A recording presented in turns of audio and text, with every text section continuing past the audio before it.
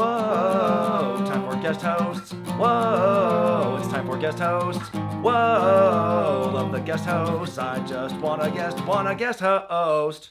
It's episode 14 of Guest Host Raw, the series where I look at every episode of the guest host era of Monday Night Raw. Well, folks, we've had a lot of fun for the last 13 installments of this series, but that fun could come to a screeching halt if the Reverend Al Sharpton has anything to say about it, because he is the guest host for this week's installment, coming to us from September 28th, 2009 at the Times Union Center in Albany, New York. We are 6 days away from the inaugural Hell in a Cell pay-per-view at this point in the timeline. This is the go-home show for that pay-per-view. Now, just a quick heads up. Next Wednesday, from when this video comes out, I'm going to be taking a small break from putting out a long-form video. I'm not doing a long-form or a classic video next Wednesday, but if you come to the Patreon page on that same day, Wednesday, February 4th, then we'll be doing a live Hell in a Cell 2009 watch-along for all the Patreon backers. You can join me and Mr. Ooh La La as we do our live reactions to the show. All you have to do is become a backer at patreon.com/wrestlingwithwregret. $1 a month gets you in to watch that, and you also get the option to see a lot of other really cool exclusive things, other exclusive perks coming your way if you sign up for the Patreon page. So tonight we know that Al Sharpton is the guest host. He is a longtime political activist and a former presidential candidate, and he's even hosted SNL one time a few years before this, which I guess made him qualified to be here on this show. But he is here to promote education reform for America, which is certainly a nice thing to promote, but will it fit? Will it work here in this crazy world of wrestling? What will the Reverend Al Sharpton say or do here on this crazy entertainment spectacular known as Monday Night Raw? We also know that John Cena's gonna run the Gauntlet tonight against Jericho and the losingest heel in the company in Randy Orton, plus some other things we have seen before you may also see tonight. Like, for instance, we begin the show with the VIP Lounge, hosted by MVP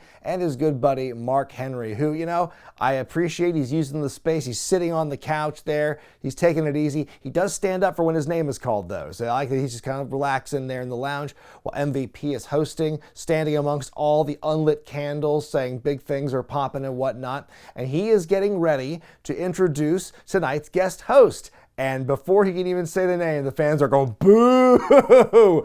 This is the theme for the night. Anytime Al Sharpton is mentioned or shows up on the screen tonight, these people in Albany do not care. Reverend Al Sharpton, of course, born in New York City, by the way, but and, you know, I'm not going to get into the reasons people don't like him or whatever, but it's like that is going to be the theme tonight. So before MVP can finish his introduction, we hear "Crank the Walls Down," and suddenly Jericho and the Big Show come out to slightly less boos than the crowd were given for Al Sharpton. Very inclusive VIP lounge, by the way, to let the heels just kind of come in, you know, on their own accord. You can hear one kid in the crowd try to start a Christina chant. It does not stick. And so Jericho goes, "How dare you try to introduce someone the caliber of the Reverend Al Sharpton with such a terrible entrance. You should say that," and then like he and MVP just take turns, like, this is how we're going to put over Sharpton and going to introduce him, that the heels and faces will argue over what to say, but saying all the nice things. Like, you should say he's the most prominent civil rights leader in America, which gets a big boo for something. Boo, civil rights! And then MVP's like, well, maybe we should say that he once ran for president. Well, you should also say he was on SNL. And we should also say he's campaigning for education reform in America. And so MVP starts rattling off the big, you know, the list of things to say. And then right as he's about to say his name, it's like, the Reverend Al Sharpton. Like, Jericho just butts in and says it at the same time as MVP. And that's just an amazing moment. I think that's just like, that saves it for me. So then we get Al Sharpton coming out dressed in his finest silk pajamas. Like, what is he doing dressed up as Viscera tonight? tonight. He comes out to Living in America on the live broadcast. In the rebroadcast, it is not that. It is very dubbed. In fact, I think it would have been hilarious if they just used Ernest Miller's terrible network dub from WCW, staying on the James Brown kick. But the fans don't care what song he comes out to because, again, they do not want any of this. They don't want to see Al Sharpton here. Before a word even leaves his lips, they're booing. But he gets on the microphone and he just starts blasting out his whole campaign about education reform. He says, we're going to have tough crowds everywhere we're going because I'm going to Philadelphia and this town, that town. I'm going with the Secretary of Education and I'm working with Newt Gingrich and we're going to talk to the young people about education. You know, we got to get them to stop dropping out. And so then MVP tries to, shepherd this conversation back into the wrestling. And it's like, so what you're saying, Reverend, is that we need some reform. And so then Al Sharpton just goes, we got to lower the dropout rates in this country. And he's like, not getting the hint. So MVP again is like, what you're saying is, Al, we need some reform. And so then they're finally like, we gotta reform the tag team championship. Oh my God, this is brutal. So MVP says, hey, me and Mark, we want another shot at the tag titles against these guys. Can we get that? And then Sharpton just goes over to Chris and goes, well, like, come on, what do you mean, well? You're the boss tonight. You make the matches, but Jericho's like, first of all, we're already wrestling a gauntlet match later tonight, so we don't want to wrestle twice. And second of all these people in the audience, they don't deserve to be educated. They don't deserve the right to vote. And then he starts firing off all these two-bit words, these, the Pharisees, the parasites, the gelatinous, lugubrious, glutinous people out here. They don't deserve us. They don't deserve the greatness of Chris Jericho and the Big Show. They don't deserve to vote. Then Sharpton says, let's talk about empowerment. And he asks the people, do you want to see a championship match tonight? And the crowd explodes. What a pop for that. Holy shit, it's the smartest thing we've seen all night. Yes, get this segment over with. Let's have a championship match. And so Sharpton's like, yes, we'll have a title match right now. And I love that at the end you've got Jericho shouting, this is discrimination with this tag match happening. But I just love the fans were just so ready for this. They were totally anti-Sharpton the entire time. The minute he's like, do you want to see this match for the 40th time in a month? They're like, yes, please. So yeah, rough start for Sharpton. Could have been anyone out there. It felt like he was just a body for the other wrestlers to kind of work around instead of working with. The fans clearly did not want him to be there, but at least they popped for the match announcement. We go to that after the commercial for the unified tag belts. Jericho defending once again against MVP and Henry, and they announced that the winners of this match will defend against Batista and Rey Mysterio at Hell in a Cell this Sunday. We get this face-off early on with the big men, and as often as they do it, the fans will generally still react to seeing it. At one point, Show goes for a stinger splash in the corner, but Henry catches him and stops him. That was pretty crazy to see.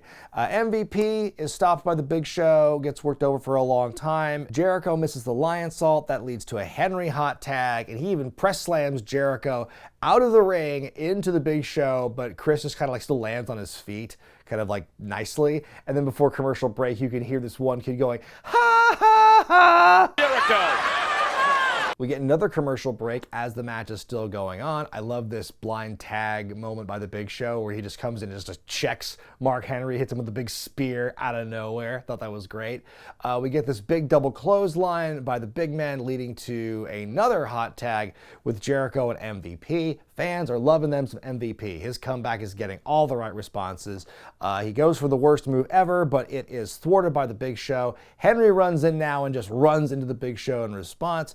Jericho drop kicks Henry out of the ring. Very close call. Couple of big close calls by the baby faces here where you think they're going to win, but they don't. A cheap shot by the Big Show leads to a code breaker by Jericho, I should say, to MVP, and the tag team champions retain, and they're not only going to defend on Sunday, but they're still working later tonight. I thought this was a really good match. I think it's the best of their series. I do want these two teams to move on, but this was a really well done matchup.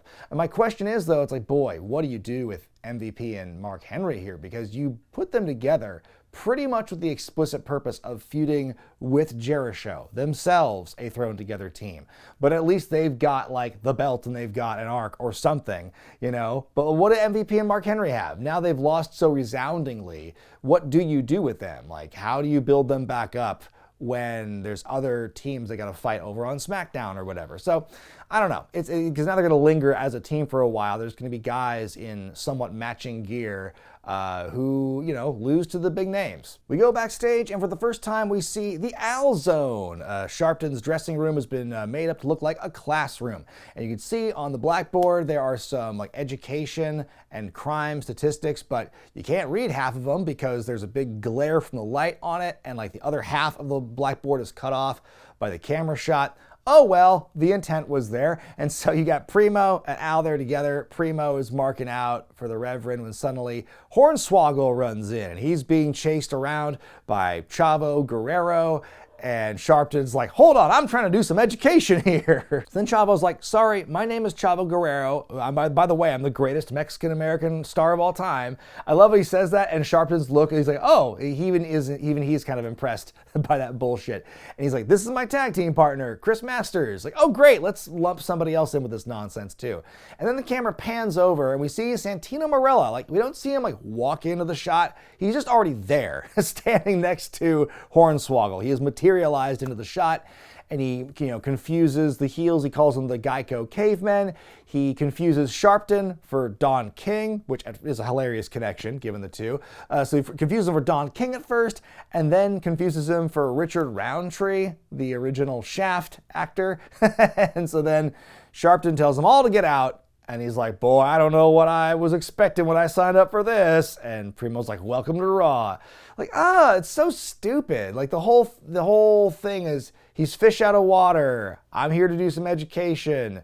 But what the fuck's this got to do with wrestling or entertainment? We go back to commentary, and Lawler's like, boy, Al was more of a counselor than a teacher in that classroom. And then Cole says, well, speaking of counselors, John Cena might need a grief counselor after tonight, which is a crazy segue for needing a grief counselor after a 3-on-1 gauntlet match. They show the recap of what happened in last week's main event, where the bad guys won, so now John Cena is in this gauntlet match tonight. We go to the promo zone where Josh Matthews is standing by with Randy Orton. And so Josh starts to ask the question. He says, tonight John Cena will compete. And Orton cuts him off and goes, did you say compete? He won't survive, much less compete. But supposing he does, you know, he'll still have more to lose. He'll have more to lose than the title at the pay-per-view, because Hell in a Cell is where the sadistic thrive and where the strong are humbled. And I know this because I have experienced it. And when that door closes, I won't be responsible for my actions. And he says, you know, eventually his struggle will come to an end when he becomes the champion. I thought that was a decent little promo. The Divas champion Mickie James takes on Rosa Mendez in non-title action next. Mickie is defending her title at the pay-per-view against Alicia Fox, who is accompanying Rosa to the ring for this matchup here. Starts out well enough. Mickie is on top and she goes for her DDT when Alicia, with the most minor of distractions, all she does is like slam on the apron, and Mickey's like, huh? And that's enough for Rosa to start to take over. And so Mendez, you know, she's got a long stretch of offense against Mickie here for a while, and there are some awkward moments from Rosa in this match. Like early on, she tries to like run under Mickie, who's like skinning the cat, but they just crash into each other. At one point, Mickey's coming back, goes for a Thez press, and it just turns into like Mickie falling backwards because like Rosa wasn't a good base. They do manage to recover. Alicia has this distraction on the apron that backfires. Mickie hits the Mick kick to Rosa to win. Wow, what a shock. The champion wins a matchup here on television. I thought it was actually, I was shocked by that, but also it was just like a nice match. There were a couple of rough spots by Mendez, but at least they had time and at least they did some stuff. Like you think about the previous week when it was Mickie and Beth, and that match lasted literally less than a minute. And I'm like, was that match just cut for time compared to this one? It was pretty nuts. And yeah, nice to see the champion looking strong with a win, looking, yeah, that's kind of what you want in a champion, yeah? Hey Regretters, big news! I'm headed to Oberhausen, Germany this March to film a documentary all about WXW's prestigious 16-karat gold tournament. Click the link in the description or scan the QR code to learn how you can help support our adventure, get early access to the doc, exclusive footage, and limited edition merch. Thanks, and back to the video. They show the Hell in a Cell hovering up in the rafters. I'm pretty sure we see it for the first time here in this episode, and I thought that's weird that they would have it on display. Like, I mean, why would they do that if they're not going to use it at some point tonight? And now it's time for Legacy. Cody Rhodes and Ted DiBiase to make their way to the ring. They're Winnie the Pooh in it with their shirts and their trunks look, and I love Cole on commentary trying to beef these guys up. It's like, you know, these guys, they've been given DX fits. They're younger, stronger, more controversial than DX, which I laughed and laughed at that. In what world are Legacy more controversial? Maybe they're more controversial in the fact that far more than DX, people would see those guys walking by like, oh my God, they're naked. Oh no, they're just dressed the shirt over the trunks. Looks like they're naked, but they're not. So they both have mics, and Ted starts off and says, hey, we get it. None of you think that we'll beat DX at Hell in a Cell this Sunday, but you should, because, you know, as we've shown the last several weeks, we are primed for the biggest win of our careers and DX's greatest loss. And they show this video package kind of highlighting all of the bad things they've done to DX for the last couple of months, all the times they've gone over, the footage of them beating DX at Breaking Point, for instance. Then Cody takes over and says, nobody expected us to do any of these things, but we still did it. And he puts over DX as saying, you know, for the last 10 years, this place has been their playground. He says, Triple H, you know, you're a 13-time world champion, future first ballot Hall of Famer, but we're going to set you up in that nice cozy office job for the rest of what your career could be. And he has this great line about Shawn where he says, you know, it's like, I've felt Shawn Michaels. I think he's the greatest performer to ever breathe. Like, okay, damn, Cody, like, I know you're big in the hyperbole, getting kind of started with that.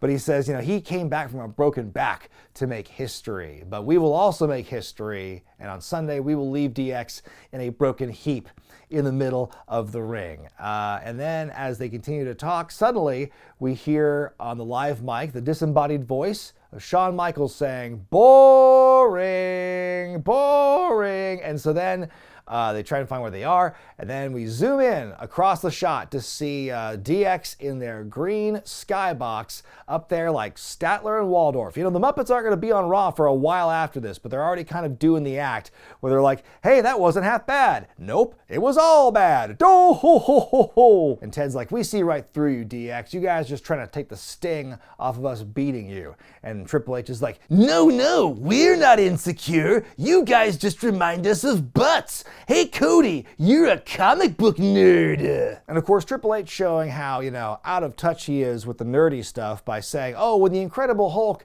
turns back into Bob Barker, and then Shawn corrects him and saying, no, it's Bruce Banner. And so Triple H is like, whatever, Bruce Banner. And then he's like, we're the calm Bruce Banners up here. And then Cody tries to cut them off, and then they're like, hey, don't be rude, nerd. So then they're like, we like when the monster comes out. Then they're like, why wait until Sunday? And so they leave the skybox, their music plays, and they make their way down to the ring. And then Legacy, they scurry as soon as they make their way down to ringside. And so Shawn is like, wow, what a shock. All that talk, and here you are running away from us. And then Triple H says, you know, enjoy this distance between us, because there won't be that distance. There will be no running or hiding when the cell closes. It will be pure hell. And that's where the segment ends. I thought this was a really solid promo segment. I think both sides got to, you know, get their arguments out. I feel that them trying to do like DX is like the Incredible Hulk. It's just a different version of the promo they cut like in the build for their feud back in 2006 with the McMahons and Big Show, where it's like, you know, we're not the sweet side of the cereal. We're the whole wheat angry side now, that sort of thing. What I don't like about this angle, and I'm not sure how much it will improve after this program is done, but I hate how divorced Cody and Ted are from Randy at this point. You would really have no idea dropping into the programming that these guys are even on the same team at the moment because they barely have screen time together at this point. I don't think that Randy should be outsourcing his dirty work to other heels that should be doing other business elsewhere. Coming up next, Jack Swagger takes on Evan Bourne. Well, we can't go 2 months without seeing these guys in the ring. I mean, these guys did have like a best of 3 series not too long ago on this show. Now Jackie Swags, you see him walking out with the U.S. title belt that is not his. He stole it from The Miz, who re-stole it off of Kofi Kingston the previous week. But it is Kofi's belt. We do know there's going to be a triple threat match with Swagger, Miz, and Kofi at the pay-per-view. Swagger showing the strength early on. I love this stretch he does to Bourne, like splitting his legs in half almost on the ground was pretty nuts. Bourne is able to escape a gut-wrench powerbomb attempt, jumping off the top with a snug-looking Meteora to the chest of Swagger. Jackie Swags able to catch Evan in midair, hits a big old powerbomb for the emphatic victory. And then afterward, Swagger's on the mic and he says, let's face it, I've got the look, I've got the talent, I already have the gold. And this Sunday, I'm going to be the All-American United States champion.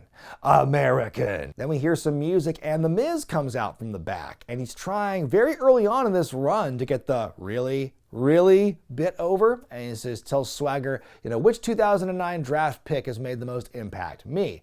Who's more unpredictable? Me. Who does everyone want to see? Me. But like the unpredictable thing, he keeps using that word. I don't know what he means by that, for him to be unpredictable. Ooh, 1 week I'm wearing a mask. 1 week I'm wearing shorts and the next I'm wearing trunks and I'm oiling my legs. You don't know. So he says he's The Miz and he's awesome, and then they get into a bit of a shoving match. Then they has fight. Swagger and The Miz are scrapping in the ring. Suddenly out comes Kofi Kingston, and in the middle of all this, he just walks up, grabs his championship back, and scampers back up the ramp with it. His music plays, and that has alerted the other two dopes to stop fighting. Oh, we'll get you for this, Kofi. I thought this was, I thought it was a great match for Swagger, making him look strong going into the pay-per-view. I think he and Bourne, they do work well together, but Jesus, what did this company do before FCW came around? It's the same damn 10 or 12 people every week. The belt swapping thing reaching its natural conclusion. It feels like this also could have, this could have also happened at the pay-per-view, I think. But for it to happen on TV, fine. Coming up next, Santino Marella and Hornswoggle take on Chris Masters and Chavo Guerrero. Last time we saw the masterpiece on Raw was actually Bob Barker week when he was put in another random tag team with then champion Randy Orton against DX. Also something I forgot to mention and didn't really think about last episode until a commenter brought it up, that the episode with Cedric the Entertainer, I'm pretty sure is the first episode all series so far in which a match with Hornswoggle versus Chavo was not officially made. So very interesting. Also very interesting about this match, I'm pretty sure this is the debut of the Cobra maneuver from Santino, because he's making his comeback, he does the arms thing, he does that, and the announcers don't know what to make of it. They don't call it the Cobra yet, and the fans kind of have a pop for it. So it's okay, this is the origins, it feels, of that move.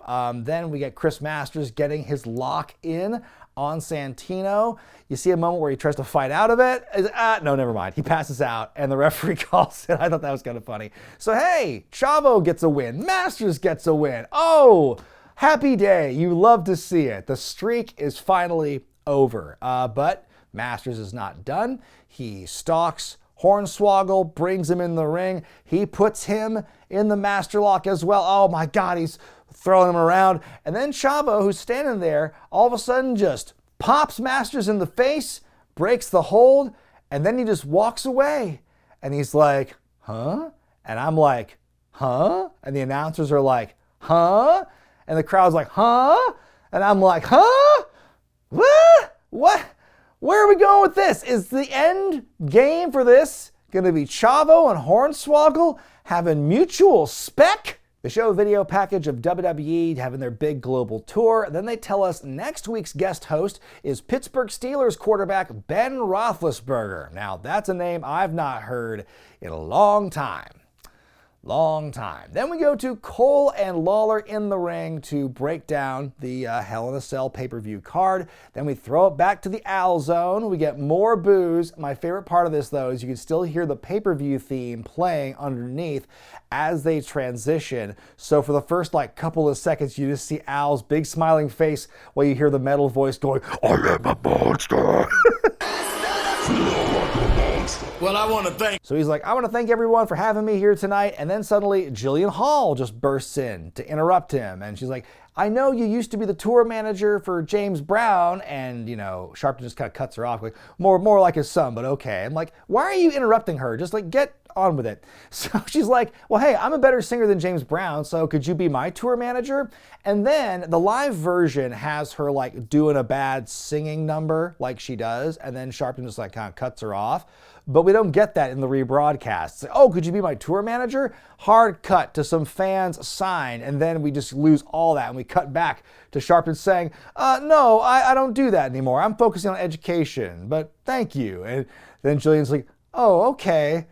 And that's it. That's the segment that we get, because we do a cross dissolve to Cena looking at his belt. But there is more to this segment, if you can believe it, because after this in the live version, Jillian walks away, the Bella twins come in, and that's their thing. "Oh, hey, we're eye candy for the guest hosts every week, and we didn't do anything all episode. Can we dance?" And then he's like, "Yes, we can." And then they dance, and that's it.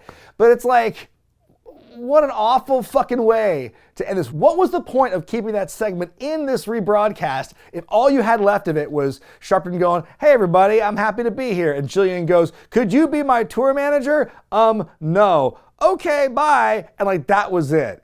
Unbelievable. This job this week could have gone to literally anyone else. It could have gone to a literal man off the street, like Vince McMahon promised might even happen on week 1 of this journey. It could have been me back then, and it would have been more interesting and entertaining than what Al Sharpton gave us tonight. Holy crap. But anyway, we must go now to the main event of the evening, a 3-on-1 Gauntlet match, as John Cena has to take on Chris Jericho, The Big Show, and Randy Orton. Now, this is not video game rules where it's if you lose one, then the match is over. It's you got to go through all 3 opponents regardless of whether you win or lose. So that is an interesting wrinkle for this matchup here. And again, how strapped for talent was Raw? / how fucking creatively bankrupt was Vince McMahon at this time, where you have your tag team champions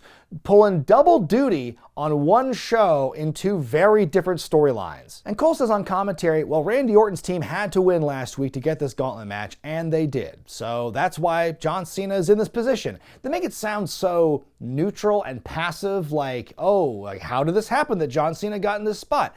I wish that 2 things had happened last week. I wish that the heels had done something more devious and dastardly to win their match instead of, chop block or whatever the hell it was.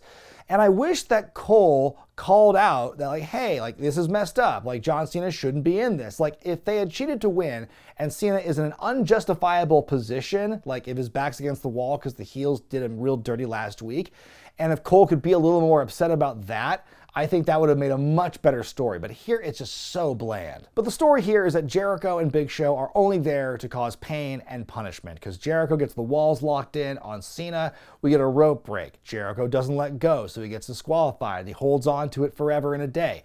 The Big Show comes out, and the minute Cena starts fighting back and gets him on his shoulders, Jericho jumps him and gets DQ'd. And so then Show gets the colossal clutch locked in as Randy Orton finally sneaks and slinks and slithers his way to the ring, and he's getting there real slow. Cena's taking a long time to get up, and Orton staring him down, Cena's staring him down, and then we get this moment where Cena just points to roof, and then all of a sudden the cell's lowering, and we hear the womp, womp, womp, womp, womp, womp music. And oh my God, the fans are going crazy. Because why would you have the cell there if you weren't going to use it at all? And this is how they're using it. Cena lying in wait, and he's got the whole trap thing going, and Orton's freaking out. The fear is set in. It's closed on him. He's trapped. He tries to run out the door, but Cena cuts him off. They fight a little bit. They end up going out the door. Orton, for whatever reason, instead of just running up the ramp to safety. He runs up the cell wall. He runs up the wall and to the roof. But then Cena follows him. He climbs up after him. Like, the fans are going nuts. What's going to happen here? They fight for a bit. And then Orton, I should say Cena, gets him up, hits Orton with the AA on the roof of the cell. Sadly, he would need to do it like 2 more times at least on that same panel and get the accuracy really good in order to finally burst through it. So that's how it ends. Cena stands tall on the roof. Orton's laid out, and I'm like, so does the match officially end or what? I thought it was a strong ending to the show. I thought it was a good moment for Cena. I thought that was like really cool to have him kind of flip that on Orton. I do wish Orton were booked a little stronger going into this show. Like, I wish he wasn't such a freaking loser all the time on TV. And so that when this moment happened and you got that moment of like, oh my God, Orton realizes he's in it now, like, then that would mean so much more. But for the last month or two, he's just, longer even, he's just been losing and losing and losing. So he just doesn't come off as a real threat. And again, like, where's legacy in all this? Why did Orton not run up the ramp? Like, there's just so many questions where if you just kind of, if you think real hard about it more than a minute, you start to ask too many questions. Even though there were once again many rematches or variations of similar matches we'd seen, some more blatant or recent than others, I will say just in terms of match quality overall, things did improve week to week. I liked the opening tag match a lot. I think the women's match was solid. I liked the story of the Gauntlet match, and I think that, Bourne and Swagger, good for what it was. But boy, it is hard. I'm hard-pressed 14 episodes in to find a less interesting, less entertaining guest host than the Reverend Al Sharpton, but I'm sure I will be surprised yet. I give Al a 0 out of 5. Like, you could tell he did not want to be there. And the stories that are there online of like, he showed up late, he left early, didn't interact with anybody, like, did not want to be there. Even ZZ Top, like, said they were fans at the very least. And even though Al Sharpton didn't misname anyone, and even though he didn't, like, badly pretend to play an instrument, he still was just there. He wasn't even bad enough to be funny. So where does that leave the good Reverend on the all-time guest host rankings? Well, to the surprise of nobody, we have made history here this week on Guest Host Raw because for the first time in like 10 episodes, somebody has broken the bottom of the barrel. For the first time, the Reverend Al Sharpton has undertaken ZZ Top as the worst guest host in Monday Night Raw history. But again, we've got a long way to go. We got a lot more celebrities, even more obscure, and even less to do with professional wrestling than the Reverend Al Sharpton. Next time on Guest Host Raw, we will have the Pittsburgh QB, Ben Roethlisberger. So cover up your drinks and always remember to use the buddy system because we will be in Wilkes-Barre in 2 weeks to cover Ben Roethlisberger as the guest host. But what did you think of this episode of Raw? Let me know in the comment section below. I'm Brian Zane, and I'll see you next time.